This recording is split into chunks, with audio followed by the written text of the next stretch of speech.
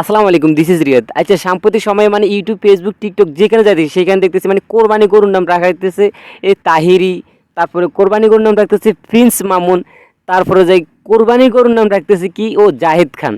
তো আমার কথা হচ্ছে যে ব্যাপারটা হচ্ছে যে তারাও তো একটা মানুষ নাকি? তো ব্যাপারটা মানে আমার থেকে একটা খুবই একটা হাস্যকর মনে হয়েছে যে কারণ একটাই, তাদেরকে যদি জিজ্ঞেস করা হয় মানে এই কোরবানি গরুটার নাম তাহিরি কেন রাখা হয়েছে, তারা মানে একবারে উত্তরে বলতেছে কি এই কোরবানির গরুটা একদম তাহিরের মতন পাগলাটে অবস্থা, এই কারণে মানে কোরবানি গরুটার নাম রাখছে তাহিরি। মানে কেমন কথা আর কেমন ফস্তা কেমন উত্তর, আচ্ছা বলেন।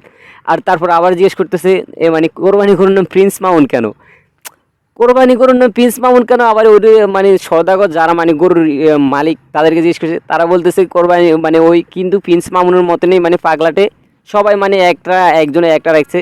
তারপরে কোরবানি গরুর নাম জাহিদ খান কেন, হ্যাঁ জাহিদ খানের মতনই সে মানে কি ডিগবাজি দেয়, এই যে একটু লাফালাফি করে, এই কারণে কোরবানি গরুর নাম জাহিদ খান রাখা হয়েছে। তো কত হচ্ছে তো ভাই এগুলো কিন্তু ঠিক না, ঠিক আছে?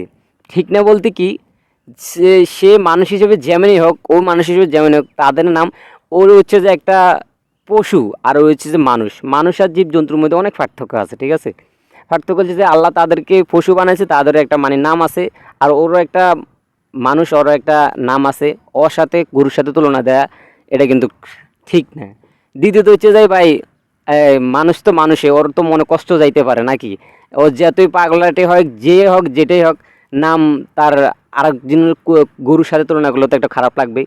তো ভিডিওটা আমি কিন্তু বোঝানোর জন্য করছি, জাস্ট এতটুকুই। তো সবাই ভালো থাকবেন, সুস্থ থাকবেন, আর ভিডিওটা যদি ভালো লাগে একটু পরিমাণ তাহলে শেয়ার করতে বলবেন না। ধন্যবাদ।